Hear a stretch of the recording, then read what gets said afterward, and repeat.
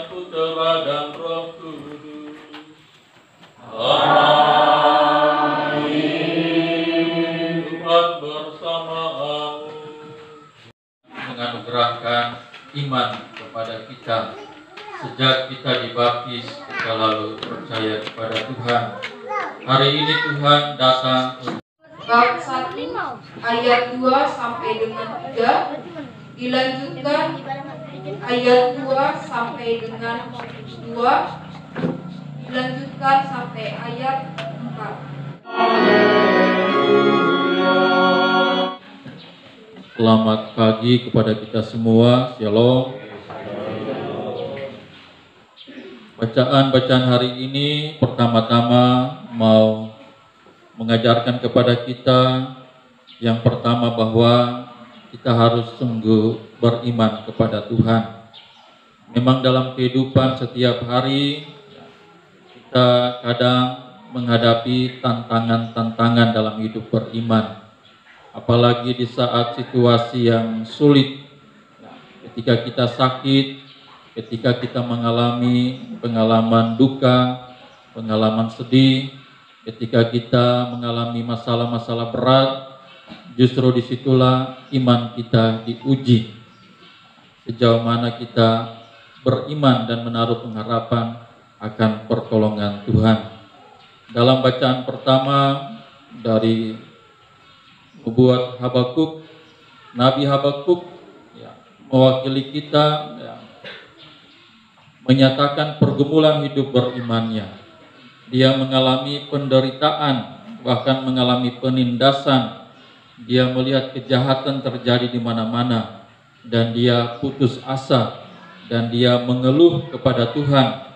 Bahkan dia bertanya, Tuhan, di manakah Engkau? Tolonglah kami sangat menderita. Mengapa Engkau memperlihatkan kepada kami kejahatan? Yang ada hanya aniaya dan kekerasan di depan mata. Dan Tuhan menjawab keluhan Nabi Habakuk. Bahkan Tuhan menantang Habakuk, kalau tidak percaya tulislah ini pada loh batu. Supaya apa? Supaya mudah diingat, mudah tercatat apa yang Tuhan katakan. Bahwa janji Tuhan tidak pernah sia-sia. Tidak pernah Tuhan tidak tepati janjinya. Karena Tuhan dialah setia. Sehingga dengan ini kita diajarkan untuk bagaimana kita selalu dalam situasi apapun selalu menaruh pengharapan karena iman kepada Tuhan. Tuhan tidak pernah tinggal diam. Tuhan tidak pernah tidur. Tuhan tidak pernah tidak menolong kita. Dia tahu apa yang terbaik bagi kita, bagi kebahagiaan, kesejahteraan dan keselamatan kita. Dalam bacaan Injil, para murid juga mengalami pergumulan iman. Mereka sedikit ragu-ragu. Mereka bahkan masih kurang beriman. Sehingga mereka meminta kepada Tuhan, Tuhan, tambahkanlah iman kami supaya kami semakin kuat beriman. Tapi Tuhan Yesus mengatakan, jika engkau memiliki iman sebesar biji sesawi saja, maka engkau akan melakukan mujizat. Kalau engkau menyuruh pohon ara ini tercabut dan pindah ke dalam laut, maka pohon ini akan tercabut dan pindah ke dalam laut. Dengan ini Tuhan mau mengatakan bahwa apabila kita sungguh-sungguh menghayati iman kita, maka iman itu akan membawa mujizat yang besar kepada kita. Mujizat itu terjadi karena iman, karena percaya. Selama kita tidak percaya, mujizat pun tidak akan pernah terjadi. Jadi jangan harap mujizat itu terjadi, jangan harap apa yang kita mohonkan itu sungguh Tuhan kabulkan ketika kita tidak punya iman dan pengharapan. Justru kita diminta bagaimana kita sungguh-sungguh beriman. Bahkan kita beriman dulu baru kita bisa melihat. Selama kita tidak mempunyai iman, kita tidak akan melihat kehadiran Tuhan. Yang diminta adalah kita beriman. Sehingga Rasul Paulus menegaskan hal ini dalam bacaan kedua, jangan takut. Banyak kali kita takut, bahkan kadang kita orang Katolik ini takut berbuat baik, takut berbuat sesuatu yang benar. kadang kita merasa minder di tengah mayoritas yang beragama lain. Bahkan di tempat kita sendiri pun kita ragu-ragu untuk mengekspresikan iman kita. Takut menampilkan diri sebagai Katolik. Ambil contoh sangat sederhana, mau membuat tanda salib saja takut. Masih lihat lagi kiri kanan, apakah orang lihat atau tidak. Bahkan takut mengatakan diri, oh iya saya Katolik. Sehingga Rasul Paulus mengatakan, jangan takut. Karena roh yang Tuhan berikan sejak pembaptisan itu adalah roh keberanian. Roh yang membangkitkan kita untuk berani bersaksi akan kebaikan dan cinta kasih Tuhan. Sebentar kita akan melaksanakan pengukuhan dan pelantikan badan pengurus stasi yang baru. Ya, mereka ini karena iman, mereka memberi diri untuk mau bekerja dengan Tuhan, melayani umat sebagai badan pengurus stasi yang baru. Mereka orang-orang sederhana, bahkan kadang mengatakan diri, ya kami ini hamba yang tidak berguna, yang hanya melakukan apa yang Tuhan mau. Justru persis itulah yang harus dituntut dari kita. Jangan takut karena kita melakukan pekerjaan Tuhan. Dan kalau kita melakukan pekerjaan Tuhan, Tuhan juga tidak pernah membiarkan kita kerja sendiri. Dia kerja dengan kita, meskipun kita tidak punya banyak pemahaman, keterampilan, tetapi yang Tuhan mau adalah, apakah kau mau mengikuti saya? Ya, saya mau. Kemauan untuk mengikuti Yesus. Selama kita berjalan dengan Tuhan, selama kita punya iman, maka kita akan selalu diberikan keberanian untuk melayani dan bersaksi kepada Tuhan melalui kebaikan cinta kasih kita kepada Tuhan dan kepada sesama. Semoga demikian, Tuhan memberkati. Amin. Kita akan melanjutkan upacara pengukuhan dan pelantikan Paroki Darit periode 2022 sampai 2025. Penasihat Pastor Paroki, Pastor baca lalu maju ya. Ketua Mukhin, apa Mukhin? Sekretaris Rino Ritulin, Bendahara Lambertus Galam, seksi-seksi.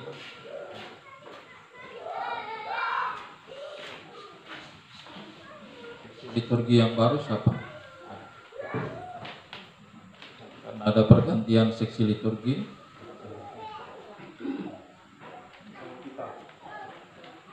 Ibu Rovita. OMK Sarah, Bapak Kat M. Kubal. Kalau ibu-ibu Katolik siapa? Ibu Natalia Nelly. Nah, silakan.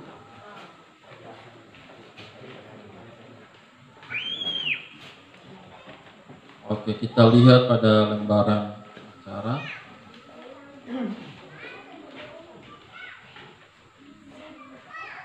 Ya, sebelum kita masuk, Pastor membaca surat keputusan SK nomor surat keputusan Pastor Paroki nomor 42 garis miring SK garis miring AMD garis miring Angka Romawi 10 garis miring 2022 tentang pengurus Gereja Katolik Santo Petrus Tasikuna Paroki Santo Agustinus dan Matias Darit periode 2022-2025 memperhatikan berdasarkan surat pengurus Gereja Katolik Stasi Petrus Tasikuna tentang terpilihnya pengurus Gereja Katolik Santo Petrus Tasikuna periode 2022-2025. 2. Berdasarkan hasil pemilihan pengurus Gereja Katolik Santo Petrus Tasikuna hari Minggu 25 September 2022 menimbang 1. Berakhirnya pengurus Gereja Katolik Santo Petrus Tasikuna masa bakti 2019-2022. 2. Perlunya organisasi gerejani dalam melaksanakan tugas baik intern maupun ekstern pada cara hidup menggereja. Mengingat 1. Kitab Hukum Kanonik nomor 336 paragraf 1 tahun 1983. 2. Peraturan kepengurusan Dewan Pastoral Dewan Paroki Keuskupan Agung Pontianak tahun 1986 memutuskan pertama, memberhentikan dengan hormat pengurus Gereja Katolik Santo Petrus Tasikguna Paroki Santo Agustinus dan Matias Darik periode 2019-2022 terhitung hari Minggu tanggal 2 Oktober 2022. Kedua, mengangkat Bapak Mukin sebagai pengurus Gereja Katolik Santo Petrus Tasikguna Paroki Santo Agustinus dan Matias Darik periode 2022-2025 terhitung tanggal 2 Oktober 2022 sampai tanggal 2 Oktober 2025 dengan susunan kepengurusan sebagaimana terlampir pada surat keputusan ini. Ketiga, tugas pokok pengurus Gereja Katolik Santo Petrus Tasikguna tersebut: A. Memikirkan, merencanakan, memutuskan, dan melaksanakan tugas pokok gereja terutama dalam karya koinonia, liturgia, kerigma, dan diakonia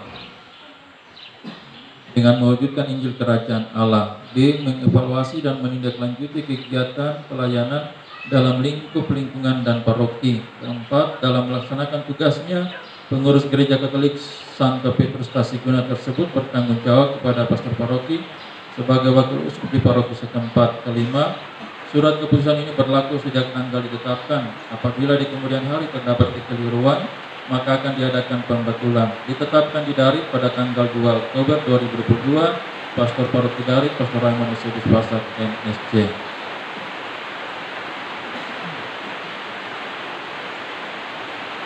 Ya, upacara pelantikan. Pastor bertanya dan kalian hendaknya menjawab, ya, kami bersedia. Apakah saudara-saudari bersedia menerima dan melaksanakan tugas suci ini dengan ikhlas hati? Ya, kami bersedia.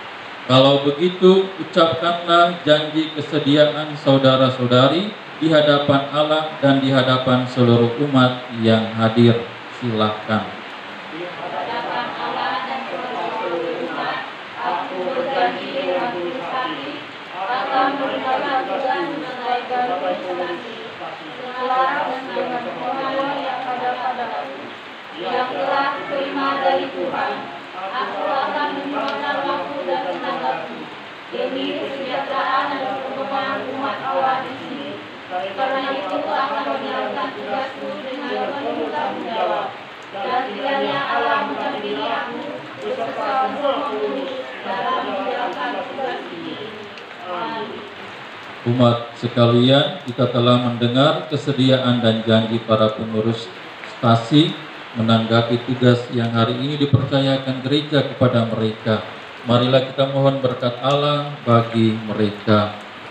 Ya Allah, yang mengetahui pikiran dan hati manusia, pada hari ini Engkau memilih saudara-saudari kami ini menjadi pelayan umat-Mu di stasi ini. Sudilah memberkati dan menolong mereka dengan rahmat-Mu, sebab dengan rendah hati mereka telah memberikan dan merelakan diri mereka untuk tugas pelayanan suci ini. Semoga mereka melaksanakan janjinya dengan tulus hati. Buatlah mereka menggunakan segala pengetahuan, keterampilan, dan keahlian yang mereka miliki untuk menunaikan tugas-tugas sebagai pengurus stasi dengan cinta kasih dan semangat pengabdian, seperti Kristus yang datang bukan untuk dilayani, melainkan untuk melayani. Teguhkanlah janji mereka dan berilah mereka rahmat-Mu, supaya selama menjalankan tugas ini mereka tetap setia pada janjinya. Demi Kristus Tuhan dan pengantara kami. Amin. Saudara-saudari terkasih, Allah itu setia dan Ia akan mendampingi saudara-saudari, meneguhkan hati saudara-saudari, dan melindungi saudara-saudari terhadap segala bencana dan pengaruh yang jahat. Maka terimalah berkat Tuhan. Maka atas nama Gereja Katolik dan selaras dengan keinginan umat di stasi ini, maka saya meneguhkan saudara-saudari sekalian dalam jabatan masing-masing dan tetap mendoakan saudara-saudari agar dapat menunaikan tugas ini dengan hati yang murni. Semoga Allah memberkati saudara-saudari sekalian dalam menjalankan tugas ini, Bapa dan Putra dan Roh Kudus. Amin. Sekarang pastor akan perciki dengan air kudus.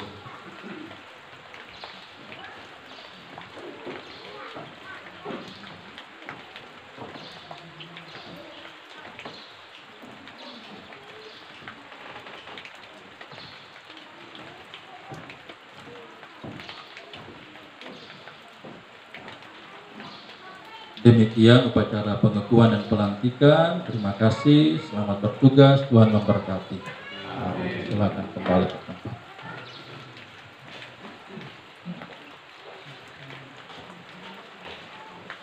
Mari kita bangkit berdiri. Kita lanjutkan dengan doa umat. Saudara-saudari, tali pengikat komunitas kita ialah iman, pengharapan, dan kasih.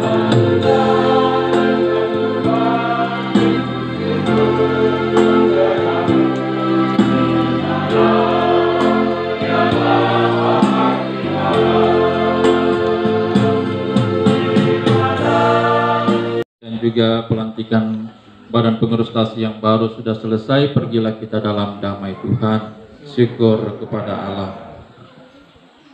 Lagu penutup doaku 298, Mada Bakti 546.